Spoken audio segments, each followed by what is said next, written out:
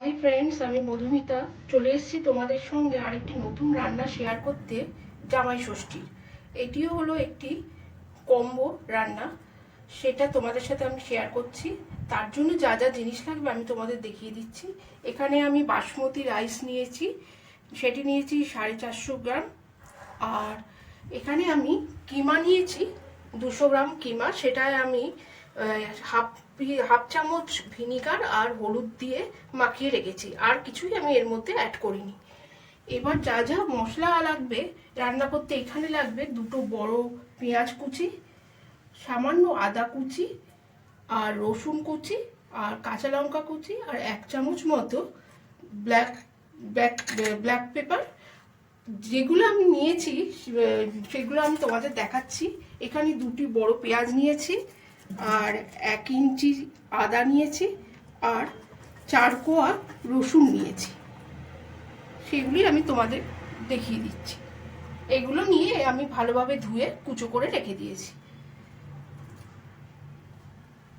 এবার আমি রান্নাটা শুরু করব। আমি প্রথমে কড়াইতে দেব সানফ্লাওয়ার অয়েল 2 চামচ।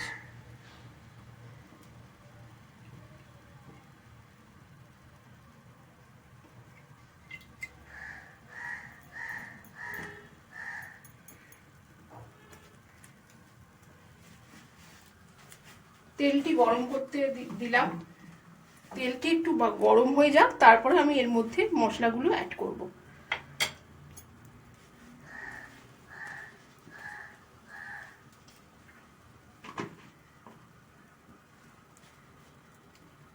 এই রান্নাটির নাম হলো কিমা ভাত।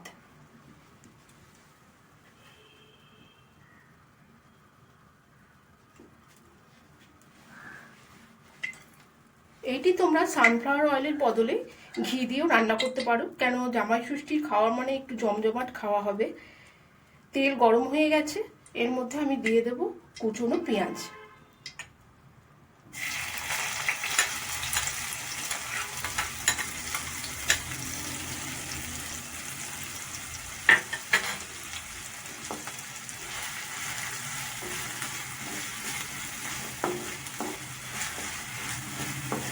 পুরো লাল করে পেঁয়াজটা ভাজবো না, একটু লালচে রং ধরলে আমি এর মধ্যে অন্যান্য মশলাগুলো দিয়ে দেবো।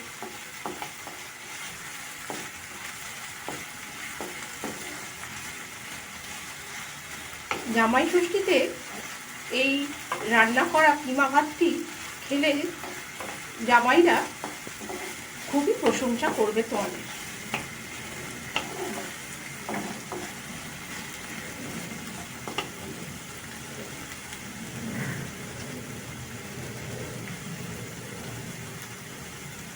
তারপরে আমি এর মধ্যে অ্যাড করব আদা কুচি ও রসুন কুচি।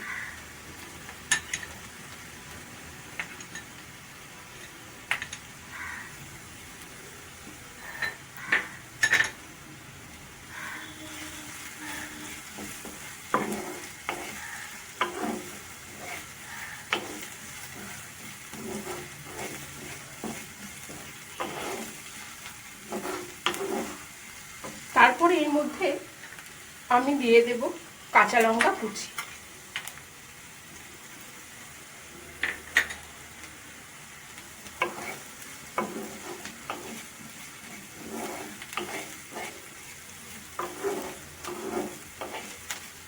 এই রান্নাটির মধ্যে যেহেতু সয়া সস দেব, তাই জন্য নুনের পরিমাণটা একটু বুঝে দিতে হবে, কেন সয়া সসের মধ্যে নুন থাকে খুব বেশি পরিমাণে।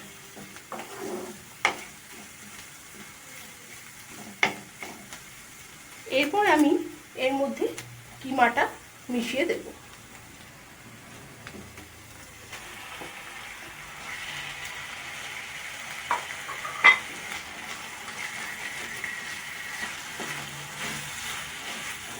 কিমাটা সেদ্ধ হওয়া অবধি আমি এটি রান্না করব। আর মাঝখানে একটু দিয়ে দেব নুন বা লবণ।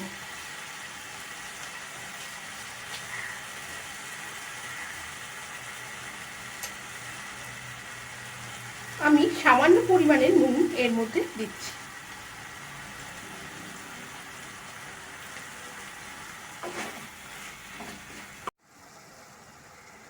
কিমার মধ্যে আমি 1 চামচ মতো সয়া সস এখানে আন্দাজেই মিশিয়ে দিচ্ছি।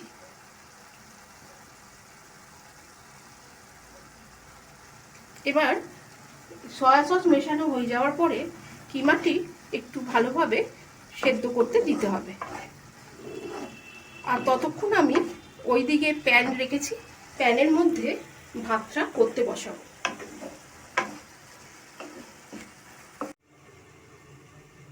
দেখো এখানে আমি খালি প্যানটা গরম করতে বসিয়েছি, এর মধ্যে আমি এই ঘি মাখানো দেরাদুন রাইস চালটা দিয়ে দেব।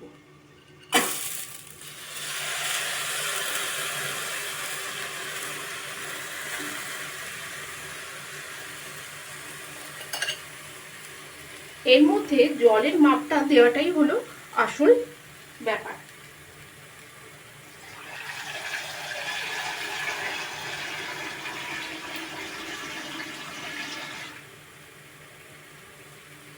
এর মধ্যে আমি এই বাটির 1 বাটি জল অ্যাড করছি।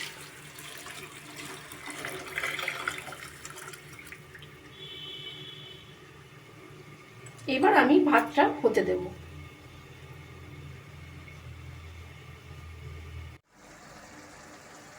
কিমাটা হাফ সেদ্ধ হয়ে এসছে, এবার আমি এই আগুনটা বন্ধ করে দিচ্ছি। আর এখানে ভাতের চালটা দেখো অল্প অল্প করে ফুটছে। এবার আমি এই কিমাটা এর মধ্যে মিশিয়ে দেব। এটি তোমাদের সুবিধা হচ্ছে কি, তোমাদের জামাইদের মাংস আর ভালো চালের ভাত দুটোই একসাথে খাওয়ানো হয়ে যাচ্ছে, তাই জন্য আমি এটার নাম দিয়েছি কম্বো। এবার আমি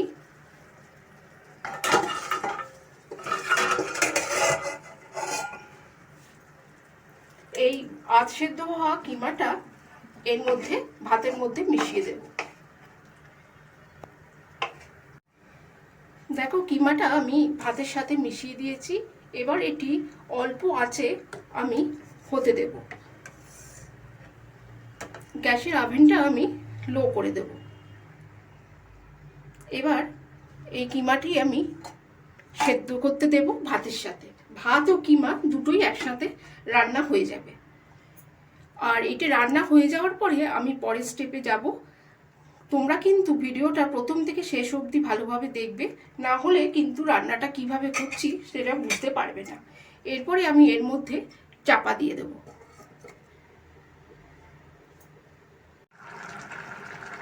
দেখো ভাতের জলটা অলমোস্ট শুকিয়েই এসেছে। এবার এর মধ্যে আমি এই 1 চামচ নুন অ্যাড করে দেব। তারপরে এর মধ্যে আমি দেব 1 চামচ মতো গোলমরিচ গুঁড়ো।